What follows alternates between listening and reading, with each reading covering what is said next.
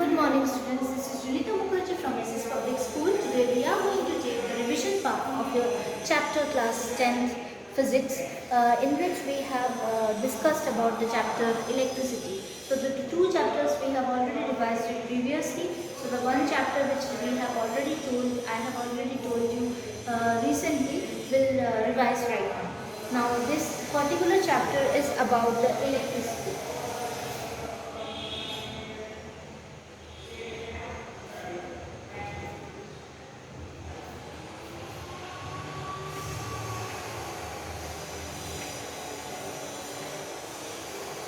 In this electricity chapter, we have learned about the electric currents and the electric circuit. Electric current is passing from the main line to the different types of appliances and different types of the circuits in the series in the household circuit itself, or when the 1 kilowatt hour supply has been given to the different types of connections in various fields, and this particular kilowatt hour is being distributed in the commercial units, and thus we are getting it in the household supply.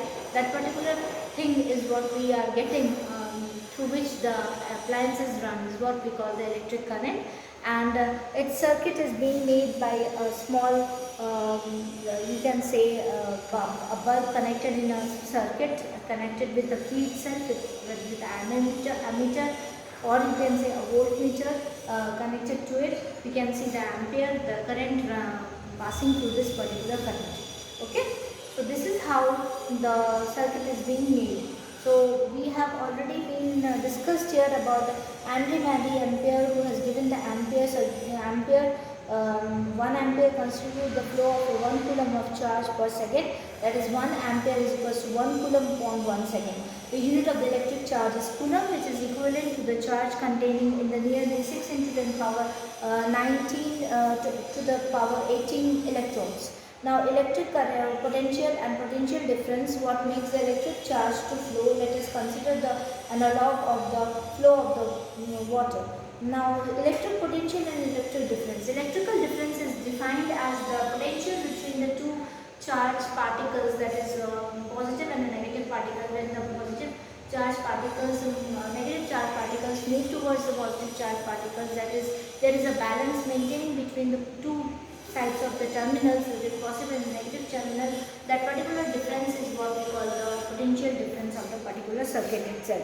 Electric potential is defined by the two values, or electrical value is defined by electrical difference, that is V is equals to W upon Q itself. So 1 volt is equals to 1 joule per 1 coulomb itself, and this is how the this potential is being calculated in the different circuits, and it is through voltmeter itself. The circuit diagram is done by the different types of things used in it. We have discussed here the Ohm's law circuit. On Ohm's law circuit, we are connecting battery with connected with the voltmeter, ammeter, and the key. Resistance is being taken out, and in this particular circuit we have joined up particular X and Y resistance, in which, or you can say, a bulb is being joined in between, so that the current glows. Current when passes through this circuit, the bulbs will start glowing, and this particular relation shows that V is equals proportional to I. That means V is equal to IR, and R is the resistance, I is the current, and V is the volt, or the potential difference between the material. Okay. Now this is how the particular thing is being given to you, and thus the particular graph is being drawn here, just like this. We will be obtaining a straight line graph just like this, and in this particular thing we will have the volt, or the potential difference will be this side, and ammeter will be this side, and this particular thing is what we are getting in the resistance, that is Ohm's law. Okay, so this is also called the ohmic resistance, or you can say 1 ohm is equals to 1 volt upon 1 ampere. Factors which depends upon the resistance of a conductor depends, that is, R is directly proportional to L, R is directly proportional to 1 upon A, and R is directly then R will be directly proportional to L, directly proportional to L, R R is also directly proportional to 1 upon A, then R will be directly proportional to L upon A, or R will be equal to rho L upon A, where rho is the resistivity. Rho is for the resistivity of the particular conductor. Okay, and R is the resistance of the conductor itself. Okay.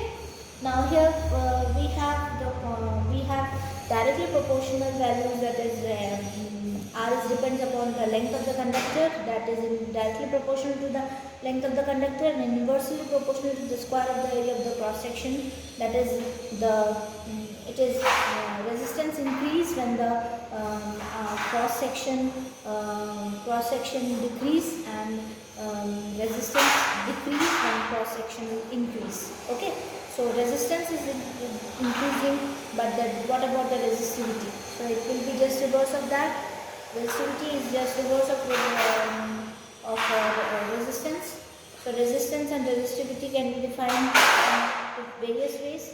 So SI unit of resistivity is ohm meter, and the metal and the alloys use the low resistivity and range of about 10 to the power minus 8 ohm meter and 10 to the power minus 6 ohm meter. They have good conductor of electricity.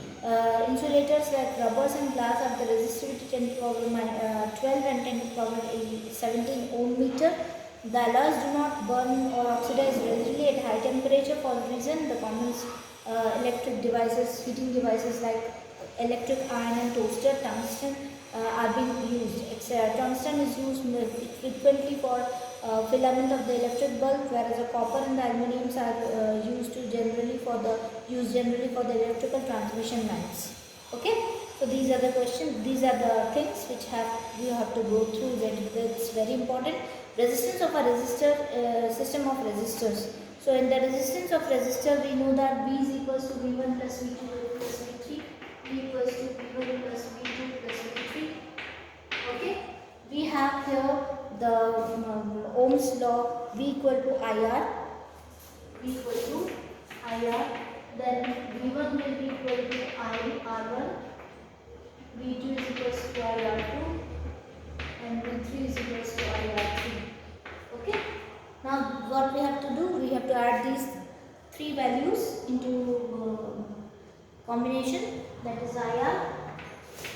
IR is equals to IR1 plus IR2 plus IR3. R3. Okay. So we will get the value as I will be cancelled out, and R will be equals to R1 plus R2 plus R3. Okay, I will be cancelled out from each one. Okay, now this is how we are able to get in series. In parallel combination, we have the same type of the thing given by I equal to I1 plus I2 plus I3. Okay, this is in series combination.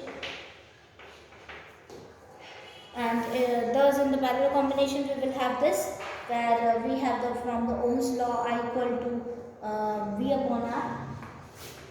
I equal to V upon R. Then V upon R1. R will be equal to V upon R1 plus V upon R2 plus V upon R3. Then 1 upon R. V will be cancelled out. From which term R will be equal to 1 upon R1 plus 1 upon R2 plus 1 upon R3. This will be in the parallel combination. Okay, this is how we are getting the values of the parallel combination. So it is very much important to connect the things in parallel, because in order to operate a particular certain thing, it should be connected in parallel. It should not be connected in series, because if it is connected in series, the whole circuit get disturbed out, and if there is one fault in one particular appliance, the whole circuit will be suffered, which has to be suffered. So in order to stop suffering, we are connecting these things in parallel so that it can run. The heating effect of the electric current. The heating effect of the electric current can be defined by the power input, that is P is equals to V into Q upon T, that is VI, and H is equals to VIT, where H is equals to I square RT, that is known as the Joule's law of heating itself, which is very important topic to be discussed. Practical application of heating effect of current is that when we are heating this particular substances, we are getting this particular heat is being dissipated in the form of the energy in the whole atmosphere, and thus the heating may be done, and this the household or domestic purposes. Domestic purpose, this fuse are made up of 10 ohm, 5 ohm, 2 ohm, 1 ohm and 2 ohm, and it is operated between 20 volts. A current of 1050 ampere is being given for 4.54 ammeter in flow in the circuit itself. 5 ampere is a fuse, is the measurement of the fuse which may be used in the circuit itself. Electric power is equals to P is equals to VI, that is P is equals to V square upon R, where 1 watt is equals to 1 volt into 1 ampere. So this is how the chapter is being finished out, and I hope that particular thing has been done properly, and this is how we have completed this particular chapter. If you have any questions related in your mind, please comment in the comment section, and I will be able to solve out the query as soon as possible. So thank you, students.